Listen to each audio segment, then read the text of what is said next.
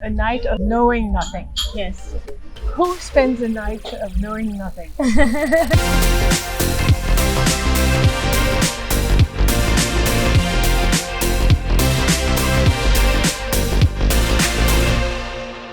I think for me, there were a lot of questions in my film, which I tried to figure out as I made the film.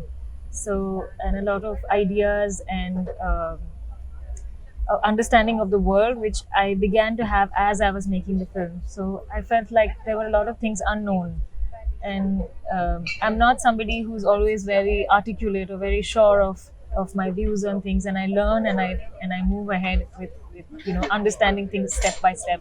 So I felt that this title made sense of this kind uh, of sometimes not really being sure of oneself, of one's views. And I think for a lot of young people, that's how it is.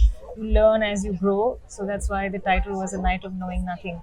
The unknown is what we are approaching. So this is why. Most of the time we say that young people are very ignorant. Yeah. That comes from the more experienced people. Yeah, yeah. So your movie is about students, about young people. Yes. And you start very slowly in your movie. And at first we imagine that it's a Love story.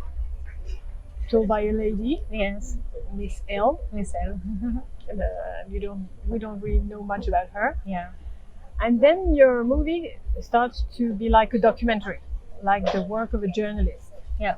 So there's a kind of gap between the beginning and the main part of the movie. Yeah. So did you want your audience to attract the attention of the audience by doing that? Yeah, I like this because I think in cinema what it is that, especially if you're doing non-fiction, you're shooting something but reality starts to happen, and then your views start to change as you start documenting, and the plans that you have completely change. So I was very much interested in having that as the form as well, that first it's about something and then soon you realize that the film is not here but somewhere here. And I like to do this with the audience also, be a little bit ambiguous as to where this is going, and maybe it's a bit intriguing at first because love stories are nice, everybody loves Romeo and Juliet, so it's a bit like that, and then soon you realize that this is not what the film is about, and it's only a method to get to the crux of what it is. Sorry. So for you, at first, you wrote the story. Yeah. And then it became an adventure, something you discovered. Yeah. And then Yeah. you want your audience to follow Yes, you in exactly. the discovery. Yes. So it's a journey Yes. where everybody, you, your team, Yes. and anyone Yes. is following this journey. Yes. I also like to juxtapose different ideas together that maybe in the audience can create a third image, which is not very direct. So I don't want to tell you that, hey, look at this.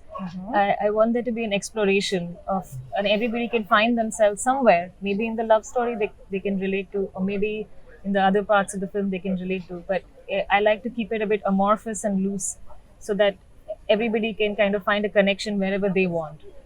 Yeah, but don't you feel that some people could tell you, well, it's disappointing. At first, I wanted to see a love story. Life is And disappointing. Oh, wow. This is something from an old person, not from someone who is young like you. I mean, yeah, as filmmakers, we always say that, okay, like, especially if you're doing non-fiction, we say, okay, today I'm going to shoot this. Then something else happens. So then you have to like adapt and keep changing. So it's, in that sense, I mean that, there's a lot of, you have to leave a lot to chance and a lot of adjusting to situations. So I felt like this love story was a kind of a misleading, not misleading also, but it was a different way to approach what I wanted to talk about. And instead of it being very didactic that, hey, I want to talk about this, I try to make like something that holds it together in a way that is not usual. How are you sure that when you edit your movie, that those shots, those footages, how do you know it's right to put it in the movie? It's very difficult. I don't know. Are you with your team? Or Yeah, do it's just team is just two of us. Okay. Me and my editor slash cinematographer and my Okay. partner. Okay. So What's his name? Oeil Das, or we call him Riku.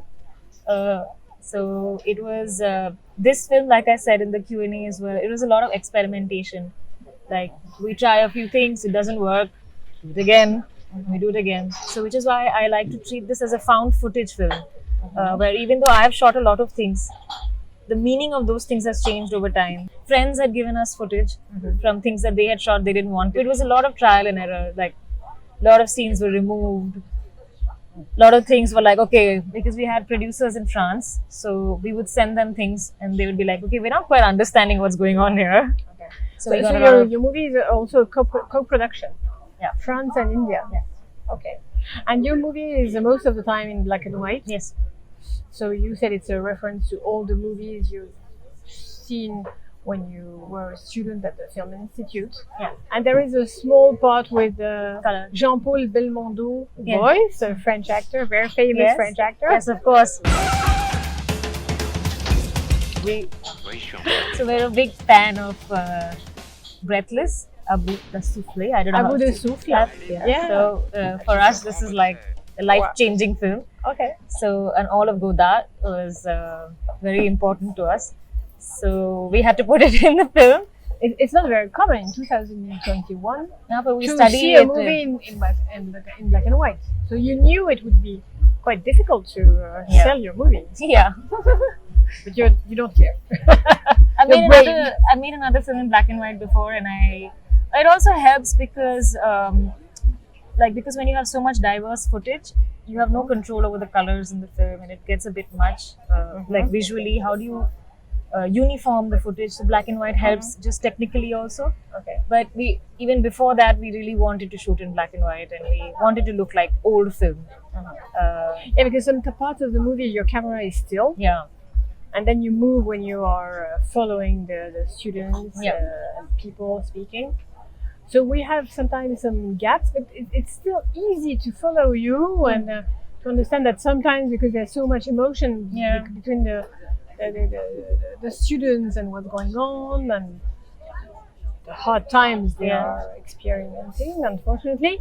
So you need to rest sometimes, and you have those images, and you like shooting windows, doors, Yeah, you're right. veils. Yes.